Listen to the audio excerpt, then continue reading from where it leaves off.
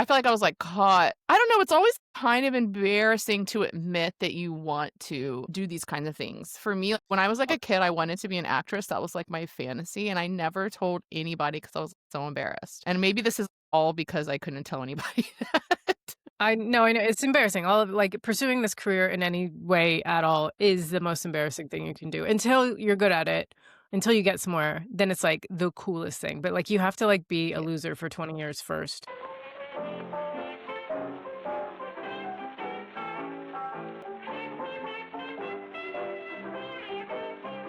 Hi.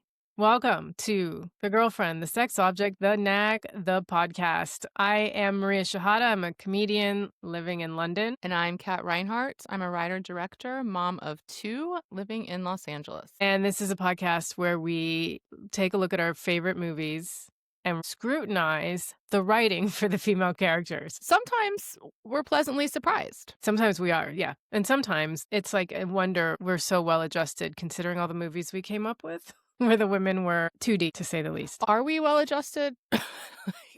I wrote No. the early drafts, I know, early drafts of my like rom-com I made in 2016, Brandon Will Love. I literally had the male protagonist and then I had the female character and she was like kind of annoying and I thought that was funny. And I remember my writing mentor reading it and he was like, I felt like I was reading an old sitcom where they make fun of the wife. And I was like Yeah. so shocked for that feedback because I was like, isn't that what I'm supposed to be doing? I really thought that. And then another guy read it and said to me, I couldn't tell this was written by a woman. And I was like, oh my God, thank you. And I thought that was like the highest compliment I could be given from a reader to my writing. Now that would be such an insult. And even now my writing, I hope you can tell it's a woman. I hope you can tell that like it's a deeply personal story. And I hope you can tell it's like I got more and more specific, but I thought that was the game. I thought that's what we were supposed to be doing. Did you ever feel like that?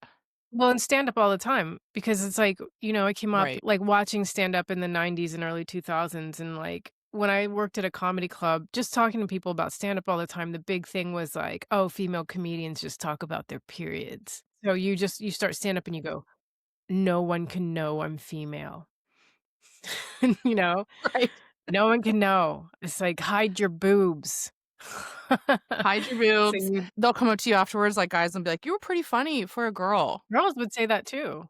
I don't normally like female comedians, but you were really funny. My boyfriend didn't Yes. go out, like, get up and get a beer when you were on, and that was, like, the biggest compliment. It was like, "Really? Thank you." Yeah, but it is like it is actually a big compliment. I'm also like so competitive that I'm like I want to be the only good female comedian. Like there's only room at the table for one. So to circle back to how adjusted are we? I don't know. It took me like I was like deep in my 30s before I was like, no, I'm a woman. It's okay that I'm a woman. It's okay that I talk about being a woman. And even now as like a mom, I'm like, that's okay that I talk about that. That's okay to make that kind of content with your one woman show. I mean, that's so deeply personal for you, and I'm sure you could speak to that. I won't speak to that for you, but just the kind of like as we like coming to our own as writers and comedians, it took me a long time to give myself permission to be what I didn't think was okay because I didn't see it reflected back on me like ever. And even now, like our podcast, like this podcast is like a nag. We're nagging the film industry. Well, hopefully it's also funny. Speaking of, okay, so I have a funny little anecdote. By the way, Happy New Year. Happy New Year. I love that about We're us. We don't here. have to do this. No. We could just go into whatever year and just like we could travel back to like 1946 and be like, I think we're in 1946. Did you? I don't know. Like we would just be fine. Yeah. We would just still be talking We about would our just hair or some shit. pick up where we left off. I love that about us. So I just, had 2 weeks of full-time 4-year-old, 19-month-old, no daycare, no school. It was wonderful, but also very challenging. But anyway, somewhere in there, Scout, my 4.5-year-old, she's starting to understand. She understands what a joke is, like in that she understands that there's a setup and a punchline. So she's learning Mhm. about about a joke. So she gets it. There's something called a joke, and she understands the structure of a joke, that there's a setup and there's a punchline, but she doesn't understand why something's funny. And someone somewhere told her a joke where the punchline was tomorrow, and it was funny and people laughed. I didn't witness it, but I know this is true because ever since then, multiple times a day, Scott will be like, "Mommy, can I tell you a funny joke?" And I'll say, "Yes, of course, please." And she'll say like, "Why did the house eat the tree tomorrow?" And then she like smiles really big and I laugh. And so she just keeps on telling me jokes, but the punchline is always tomorrow. Great. And Yeah. it's just the best thing that's I've got going right now. It's the best thing I've got going right now. I'm gonna use that. So if, like, something bombs that I say tonight, I'll just be like, "Tomorrow."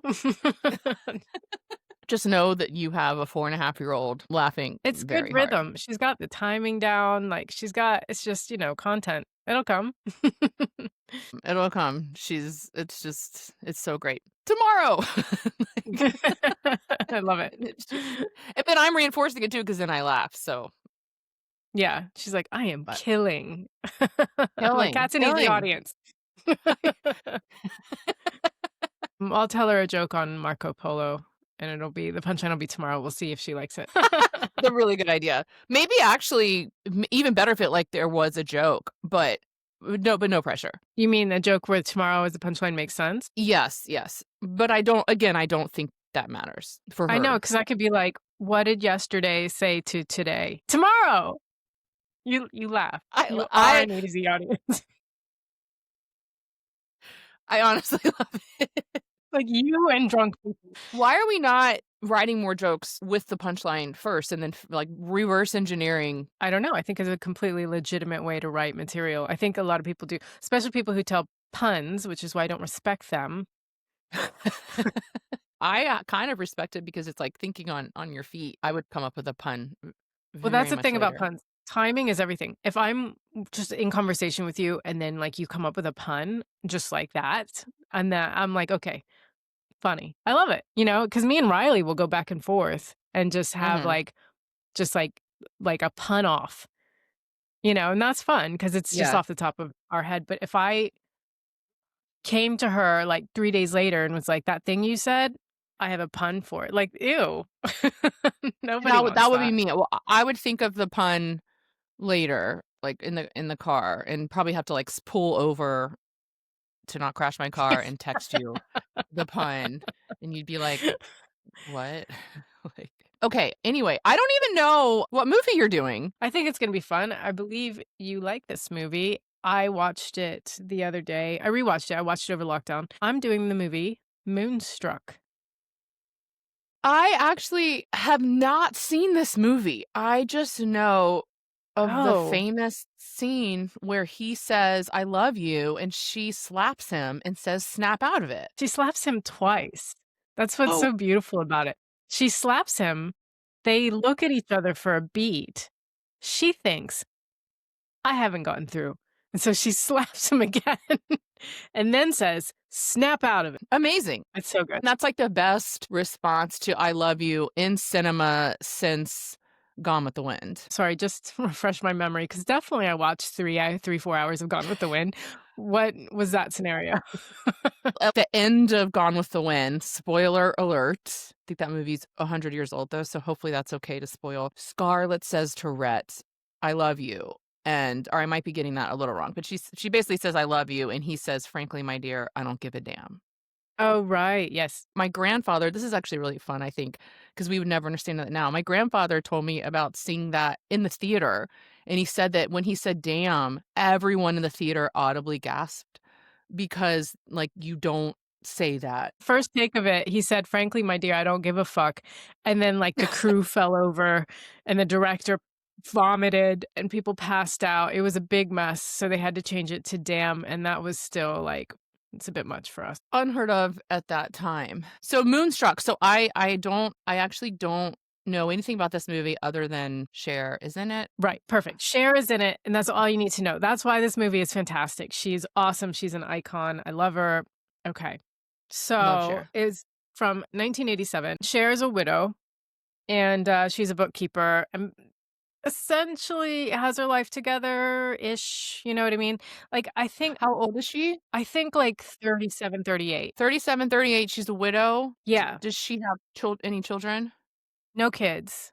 No kids. Okay. She was married for 2 years, and then her husband got hit by a car and died. So, he might say, and there's no natural way to tell this joke, they might say he was bus struck. Anyway, so she thinks she has bad luck because they didn't have a traditional wedding anything, like, they got married in a civil service, like civil service? What is it? Civil Civil ceremony? court? Civil ceremony? Something like that. Anyway, they went to court and got married, and they didn't do it a traditional way at all. So she thinks Okay. that he got hit by a bus and died because of that. So, like, she's a bookkeeper, she lives in Brooklyn Heights with her parents, and she's got a really boring boyfriend named Johnny. And Johnny, like, wanted to propose to her, and she's like, first of all, like, she's kinda mothering him. He's a man boy. He orders the fish, and she's like, "You don't want the oily fish." And he's like, "Why not?" And she's like, "'Cause you're traveling tomorrow, you're flying. You don't want the oily fish." And he's like, "You always look after me." And so they wheel this dessert cart over because he's gonna propose, but she can tell, and she's like, "Take the cart away. If you're gonna propose to me, do it right. Get down on one knee and propose to me." And he's like, "I don't wanna do that because it's a new suit or whatever." And she's like, no, like, she's superstitious about her past weddings, so she's like, "We have to do it right. If you're gonna propose to me, get down on your knee." And so he gets down on a knee and proposes, then he flies away the next day to visit his dying mother in Sicily. She says yes. She says yes. He's boring to the viewer, but not to Cher's No, character. we don't know yet. Mm. So, like, she goes to tell her parents, she tells her dad first, and her dad's like, "I hate that guy." It's the funniest thing because he's like, "You have bad luck. You're getting married again." You know, like, most parents would be worried about their kid. Like, you always hear about, like, ethnic parents especially being like, "When are you gonna get married? You have to get married. We're worried about you." He's like, "You're getting married again?" He's like, "You have bad luck. I've been married 50 years. No one died. You were married too." That's And funny. he was like, "I don't like that guy. I don't like his face. I don't like his lips. I don't like the way you can't see his teeth when he smiles. Where are his teeth? He's hiding something. He cannot stand him." And then they go to tell her mom, and her mom's like, "You're getting married again?" She was like, "Do you love him?" And she goes, "No." And the mom goes, "Good. Because when you love them, they drive you crazy because they know they can." So the mom is actually more supportive of her marrying him because she doesn't love him. Yeah. Wow, okay. So the mom goes, "Do you like him?" And Cher goes, "Yes." And she goes, "Great." And Cher's name is Loretta, which is such an awesome name. And it makes me want to have a Great kid just name. to name my kid Loretta. So Johnny calls her from Sicily. The dying mother doesn't even want him around. Like, she's annoyed by him. All the women in this movie are so strong. It's so great. Like, he's like, "Can you do me a favor? Can you ask my brother to come to the wedding?" She'd never heard of his brother. And he was like, "Yeah, we don't really talk anymore, but, like, he needs to come. Will you ask him?" Not ask him to come see my dying mom. She goes to see his brother. He's Nicolas Cage. Okay, Yeah. And he is a ridiculous man. Look, okay. I like Nick Cage. I think he's a good actor. I think he's fun. I like watching his movies. I don't Mhm. think they were in the same movie. Like, tonally, Really? What does Nicolas Cage think the movie is? like slapstick or something, he's over the top ridiculous. He's a man who is a tortured soul, and he has a prosthetic hand. And, so, like, when you first meet him, he owns a bakery, and he's shoveling, I think, coal into a fire or something. And he owns a bakery. Like, he's got all the makings of a '90s female sitcom, like, rom-com lead, you know? He owns a bakery, he's got a troubled soul, he's got a grudge, and so Cher's like, "I'm Johnny's fiancé, and we wanted to invite you to the wedding," and he hates John, and she's like, "Why?" And he's like, "Because of this," and then he, like, shows this prosthetic hand. I'm taking some liberties here, I don't remember exactly, and Uh-huh. he says the story is Johnny was asking him a question, or they were talking, and then he absentmindedly put his hand into a bread slicer and cut off his finger. Then his fiancée left him because he didn't have a hand, and he blames Johnny for that. And Loretta's like, "Yeah, but that's not, I mean, I'm sorry that happened to you, but that's not Johnny's fault." And then he says my favorite line in the whole movie. He says, "I ain't no freaking monument to justice." Like, the way he says it is when he goes, "I lost my hand, I lost my bride, Johnny has his hand, Johnny has his bride." It's just, he's a ridiculous figure. You know, when, like, actors are, like, taking acting classes and they're told to choose a singing or a monologue, That seems like something that someone would pick to just, like, Oh, fully 100%. It's too much fully fun. commit. Yes. Yeah. And Cher's really genuine. She's a genuine actress. She's, like, really, like, just, vulnerable, down to earth, like, they're just not in the same space. I don't know how, like, it works, the movie still works, it's still really good, but, like, the acting styles are just and I'm not saying he's doing a bad job acting. He's just in a different kind of movie. She's like, "Look, just come back to my place, let's talk." And then she makes him some food, and they talk, and they get along so well, they fuck. They they hook up. Where are her parents? Her parents are at home. So she's fucking this guy where are her parents when she's fucking this guy? Oh, wait, no, they went back to his place. I forgot she lives with her parents. So they went back to his place, she makes some food in his place because that's her personality anyway, isn't it? Like, just to, like, take over and take control and make sure everything gets done. So they have sex. The moon's really big at this point. It's a really bright, big Mhm. moon, Mhm. and I think the moon makes them fall in love. Meanwhile, Oh, okay. her parents are at dinner with her aunt and uncle, and the Okay. uncle, who is the brother of her mom, says, "I know this moon. This is the moon that her dad." Okay, Cher's dad's name is Cosmo, and her mom's name is Rose. He was like, Cosmo was courting Rose, and this moon was this bright. And he stood outside our house for so long, and it pissed me off because I couldn't get to sleep Mhm. because the moon was so bright. And so they call it Cosmo's moon. So there's actually no plot to this movie whatsoever. But the idea is the moon's making people fall in love. That's amore. That's So that's sweet. it is sweet, except Cosmo, because of that moon, is falling in love again, but not with his wife. So he's also having an affair. Oh, no. So he's got some redheaded chick on the side. That seems so random. It's the moon. It's called Moonstruck. Okay. That's Alright, it. alright. Meanwhile, back at the ranch. It's like postcoital. Cher feels bad. She's like, "This can't happen again. You're my fiance's brother, et cetera, et cetera." And he's like, "But I love you." And this is the iconic scene you were talking about. She was like, "Just forget about me." And he's like, "I can't do that." She's like, "Why?" He's like, "Because I love you." And then she slaps him twice and says, "Get a hold of yourself." He drops the L-bomb hours after they meet? Yeah, Okay. because the moon. 'Cause oh, right, right, right, right. You're forgetting the magic of the moon. I was like, "What kinda Disney movie shit is this?" But okay, right. The moon. Yeah. And so Great. I'm back on board. she's like, "Fuck off." And he's like, "No." And she's like, "Please, I'm marrying your brother." And he goes, "Okay, tell you what, I will stay out of your life forever if you come to the opera with me." He's like, "'Cause there's two things I love, you and the opera." "Fine. I will go to the opera with you if you fuck off forever after that." And he's like, "Yeah, yeah, totally." This is the big makeover moment, and this is what I love about, like, 1980s and 90s rom-com makeovers, I think, and if I remember correctly, every makeover is just them dyeing their hair and, like, getting a manicure. Trying on clothes, the She montage where they Yeah, try on yeah, she clothes. she buys a nice dress and heels, and then she dyes Oh, her it's her hair, so she gets makeover. all the grades. Huh? It's her makeover. It's her makeover. Why does she need a She's makeover? She has 2 men after her. Well, tell me. I don't know. I don't know. She's doing great. The moon is doing everything. She doesn't need this makeover at all, but she's got a little bit of gray. She's gorgeous. She's Cher. She's She's gorgeous, Cher. right? So she looks a little frumpy, and she's presenting a bit frumpy, but other than that, she's a beautiful woman. But hey, she gets her roots done, and she gets her nails done, and then she transforms into this, like, awesome, beautiful lady. I literally thought that it was going to be his makeover, 'cause it sounds like he needs a makeover. He needs a personality makeover too. When you were like, "Oh, the makeover scene," I'm picturing him improving himself for her because he's in love with her. He's chasing her. He has one hand. Hey, Alright, anyway, so she gets a makeover and she transforms, she transforms because 'cause she's gotta transform. You can't be a lady in love and look like that, right? especially in the '80s. Yeah. You gotta look better. So, she gets a makeover, she goes to the opera. Oops, her dad is also there, with his lady lover. And, to the movie's credit, it's not like a big, like, them just missing each other, or they don't really cross paths until, like, the end.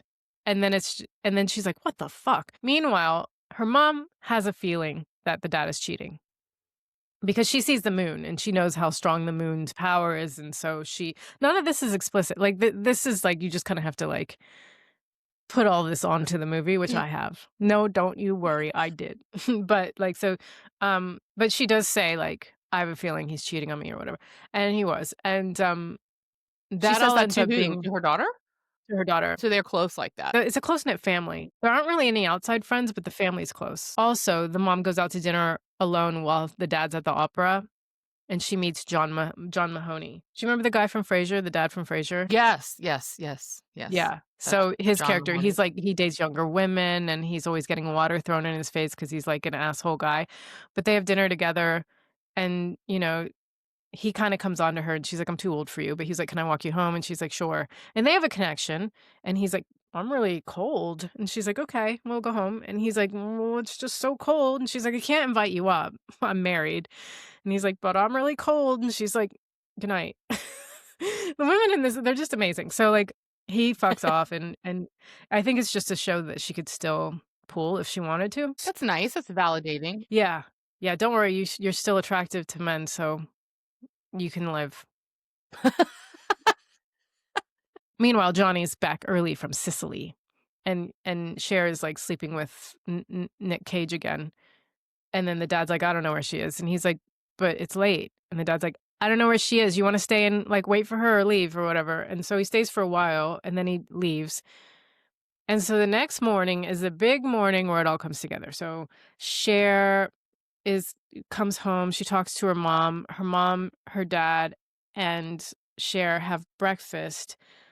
And then the aunt and uncle come in and they have breakfast, and then the doorbell rings and they think it's Johnny, and so Cher's like, "Okay, I gotta explain everything that's happened, that I've been sleeping with his brother."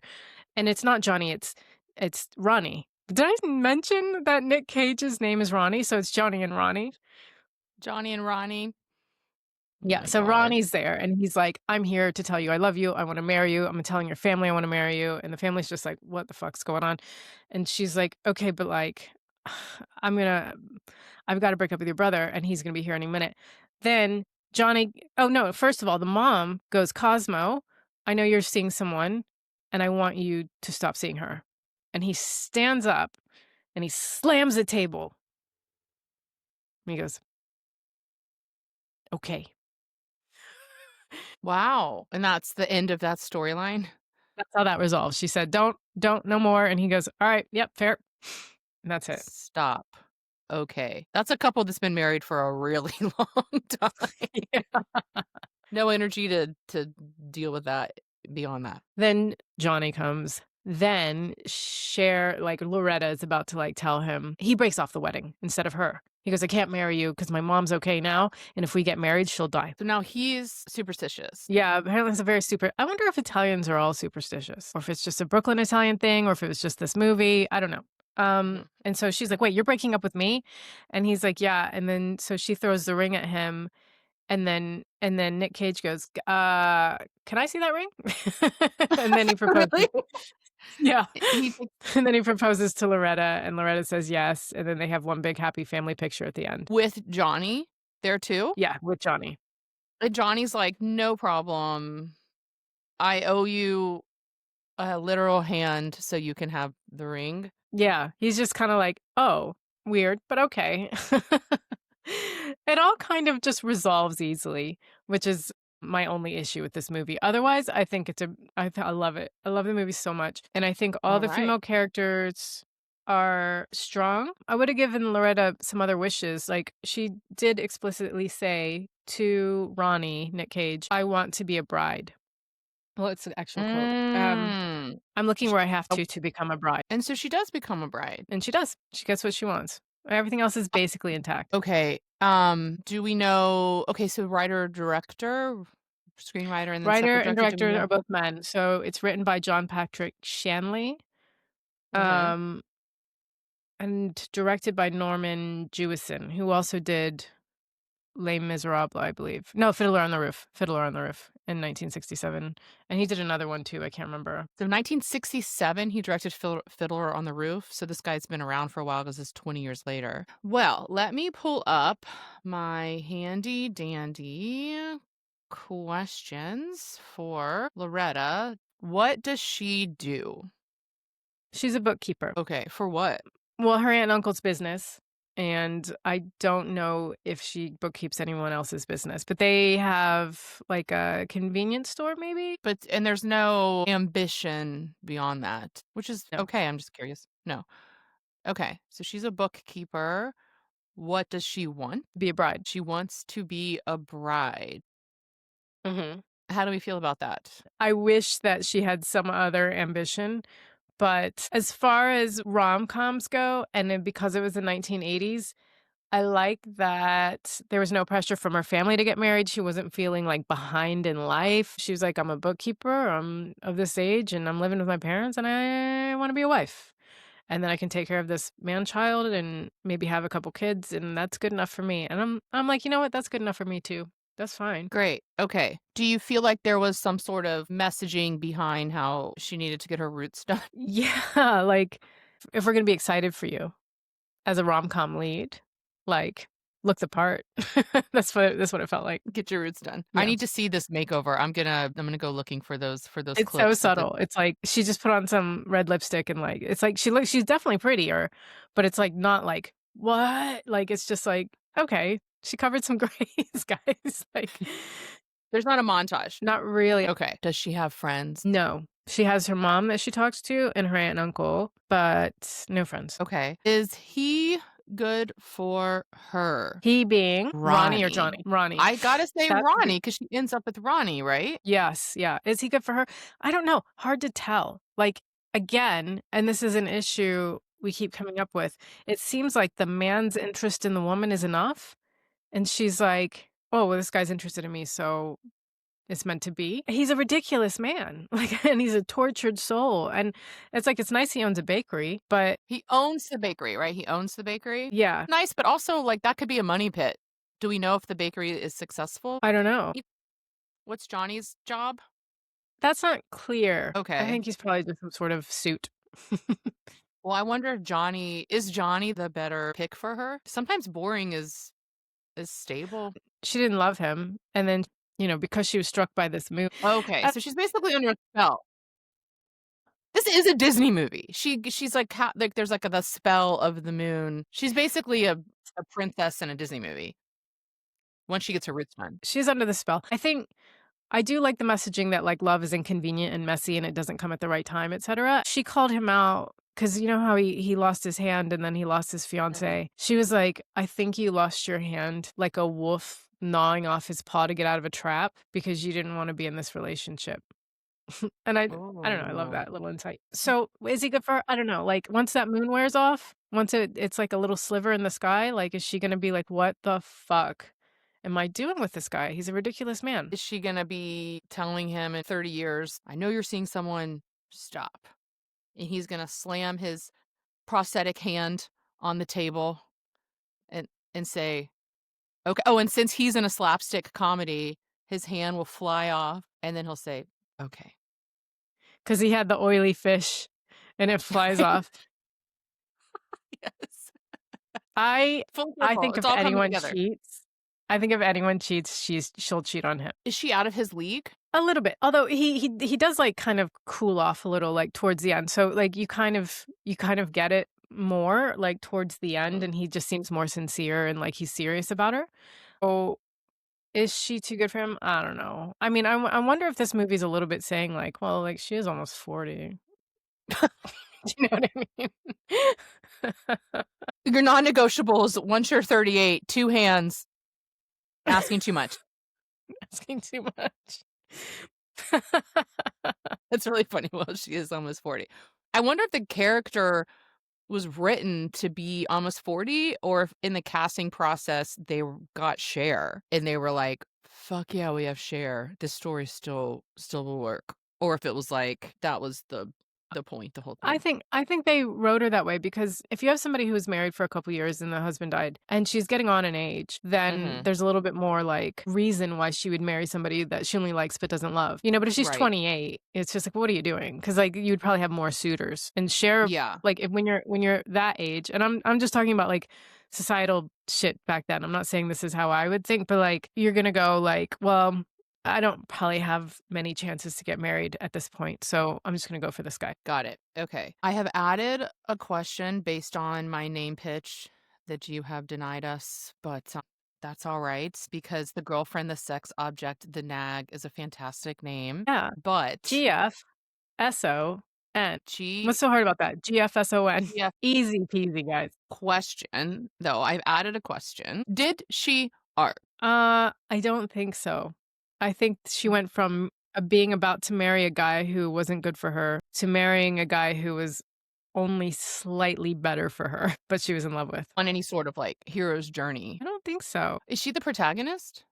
Yeah, she starts the film like agreeing to marry a guy who like is boring, and then she falls in love and she tries to deny it because she slaps him, but then she succumbs to it. And then she agrees to marry that guy. The more we talk about it, I thought these were strong ladies, but now I'm like, oh, this is terrible. Oh no, I've talked you out of it.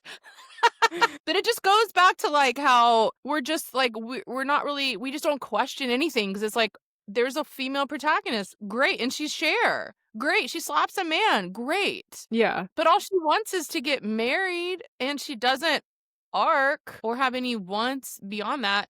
Oh, one more question: are there any scenes with her? And so you might not remember this. This is one that I started thinking about after watching some whatever movie I watched most recently. But are there any scenes with her outside of him, like a Cher, a Loretta scene where she's not with the guy, Johnny or Ronnie? Well, we see her bookkeeping, and she's kind of like Great. running the show as a bookkeeper. Yeah. Okay. We see her at a So the, bodega talking to people. There are a couple scenes of her just doing her thing, I believe. okay, so there's scenes of her doing her thing.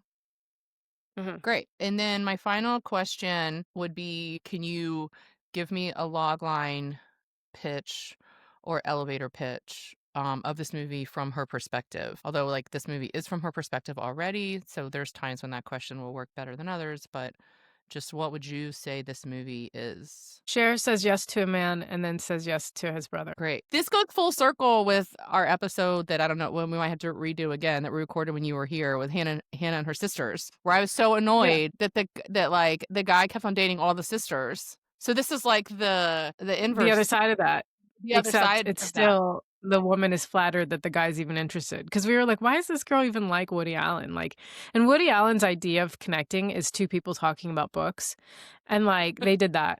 But there's no reason to like cheat on like your sister's husband, you know, with your sister's Yeah. husband, other than the Right. fact that he wanted her. And like, I That think he that was wanted just her. enough back then. That's the thing. Yeah, we keep coming back to that, but that's something that like I've always kind of been like, I can't put my finger on this, but what is it? And it's that, yes, the only redeeming quality so often in these movies is that he wants her. And there's no one's like, is he good for her? Like, is that who she should be with? And I think we should be looking at that Yeah. more. I mean, it's easy to and kind of fun to make fun of because usually he's not. But yeah, so he wants her. But also it's kind of weird that the brother is just fine with it. That's strange. Yeah, it all wraps up in a nice little package at the end. The mom's like, stop seeing another lady, and then dad's like, okay, and then the brother's like, oh, okay, yeah, marry my brother, that's probably fine. I don't want to get married anyway because you'll kill my mom, and she's like, okay. I love it. I love the movie. It's the same mom. So she marries Ronnie, it doesn't kill the mom, but if she marries Johnny, it This does is a kill red the mom. flag that actually doesn't come up, but should. Ronnie doesn't get along with his brother or his mom, so it's just like, whoa, what's going on there? Why don't you like your mom? I don't know. Yeah, that's a huge red flag to not like your mom. Mom told me when I was growing up, like, pay attention to how a man treats his mother, because that's how he'll treat you. And I think that's spot on. I like to pay So attention to how a man treats Siri. Siri is good. That's updated though, because I've also heard like how a man treats a server, like a waitress, which I think is also spot on. Like the mother Siri, I have not heard before. Literally look at how he treats anything else. His car, a rock, I don't know, it doesn't matter. Let's wrap up. Thank you so much for watching. Let us know what movies you want to see us review. And I actually have to watch Titanic because I keep saying the Titanic. And I got made fun of so much at Thanksgiving. Sorry, Thanksgiving for for saying the Titanic. And I was like, I don't understand what's wrong with that. And people are like, it's just Titanic. And I'm like, just "So by is it like doing. saying the Jaws?" Yeah. Yeah. Yes, like Maria said, let us know any movies you wanna see us do, subscribe, like, all the things that everybody who has a podcast tells you to do. You can find us on TikTok, Instagram, and YouTube, all at the Nag Pod. Give us a follow, give us a subscribe. It all helps. Rate and review us on Apple Podcasts. That helps too. You can email us at thenagpod@gmail.com. Thanks, guys. We'll see you next week.